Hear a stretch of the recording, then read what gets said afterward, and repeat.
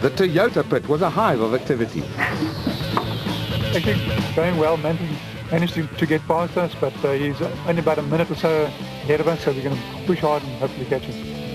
Toyota technicians were hard at work replacing the power steering on Hugo de Bruyn's Hilux, but the time spent in the pits would drop him way down the order. Go! Ernest Corbett and Warwick Goosen had regained the Class B lead in the Century Property Development's batch.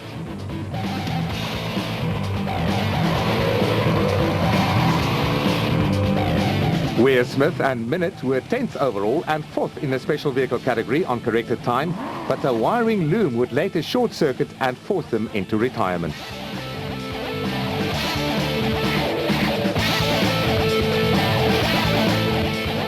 Nice, the sand is very soft, and obviously because we're doing the same route a few more times, it's becoming, the ruts are becoming very deep. So the plan here is to drop the tire pressure just a little bit, and hopefully it will float nicely over the sand. It's a vain hope those holes are big. 2 of the 3 Bosel N1 4x4 entries were still running. It's going very well, very sandy, the 2.7 struggle in the sand. We got a bit of a fright when our teammate Cliffy and them hit the tree and put the car on its roof, so we stopped for about 15 minutes, helped them out quickly. Luckily Mark and them, our other teammates came and they said we could go. It didn't look as if the Toyota Hilux was repairable, and father and son Cliff and Louis Weichelt were lucky to escape with only bruises and minor cuts and abrasions. Coming down that hill, and just before we went through the gate there were 2 bumps in the road, and we didn't expect them to be that bad. And I think we hit them a bit fast because we just went over to 5th gear, and it threw us into the air and we had no control. So first took out the gate and then the big tree. That was the end of us, but otherwise we're okay. We're glad the car was built so well, and we're fine. Just hurt my knee and my back, but otherwise I think we're okay. All the hard work put in by the Race Sonics Nissan team came to naught when the replacement motor lost oil pressure.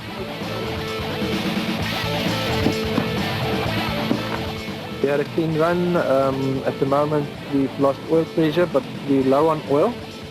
We'll have a look, and if the oil pressure is up when we started now, we'll go. There were major problems for Shamir Variawa, whose total porter was looking a little worse for wear. Not a problem. We're late.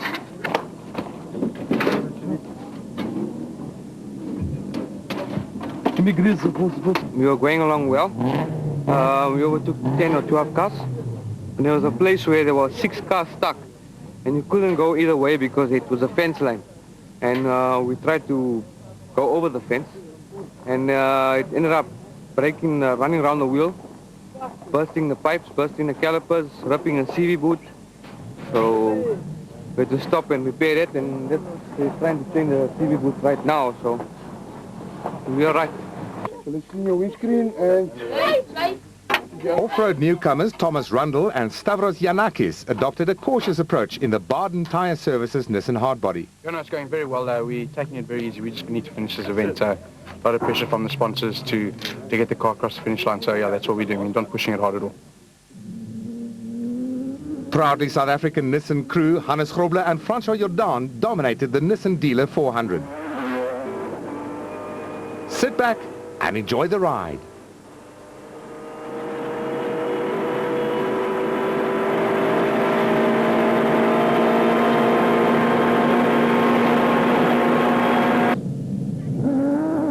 Alfie Cox and Ralph Pitchford still trailed their teammates.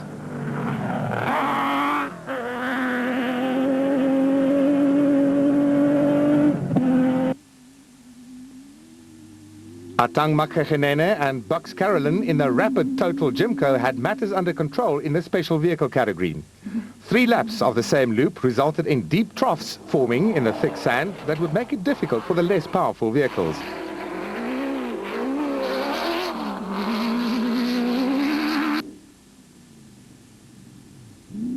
Terence Marsh and Michael Whitehouse had settled down in the BAT Spec 1 and posed a constant threat to race leaders Makhegenene and Carolyn, while Will Battersill and Reg Sutton were on the pace in the Mitsubishi V6 supercharged Gymco that they were driving for the first time.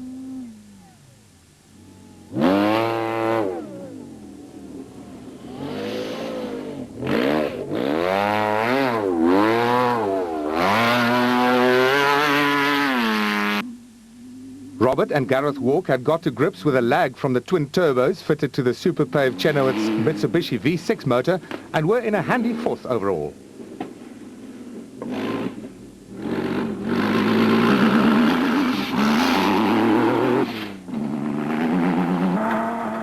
Manfred Schroeder and Alec Harris were all smiles as they continued their dominance of Class D in the Team Ford Racing Ranger.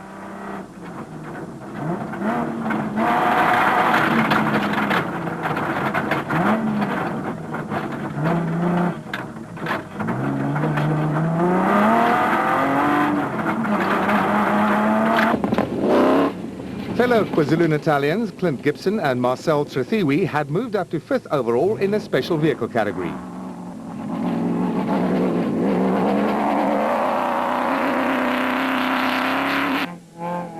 Mark Renier and Chris Birkin needed some more horsepower in the Castrol Toyota Hilux 2.7i to negotiate the thick sand and mount a challenge on the Class D leading V6 powered Ford. Ernest Corbett and Warwick Goosen continued their dominance of Class B.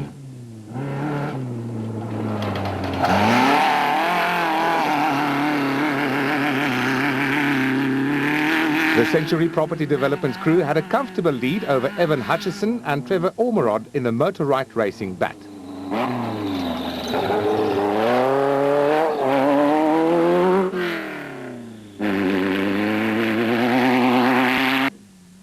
Dion Skuman and Jan Saim held down 3rd place in Class D, but they would eventually retire when a ball joint broke on the top car Nissan.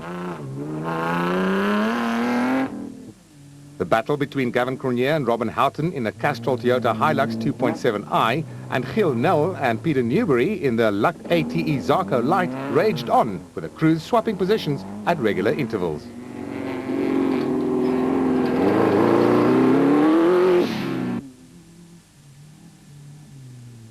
Chris Visser and Jaapie Badenhorst took advantage of Hugo de Bruyn's lengthy pit stop to grab the Class E lead.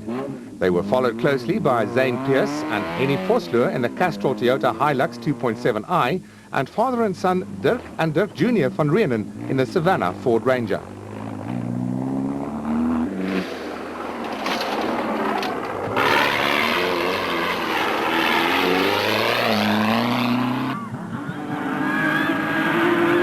Coming up to the end of lap 2, Hannes Grobler and Francois Jordan had steadily increased their overall lead in the proudly South African Nissan hardbody, which had not missed a beat.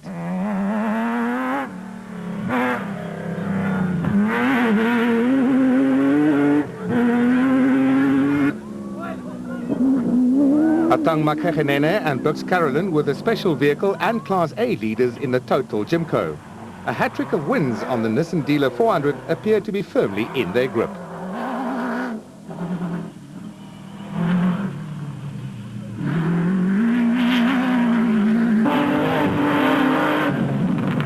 A second successive Class D win seemed to be assured for Team Ford Racing Ranger crew Manfred Schroeder and Alec Harris.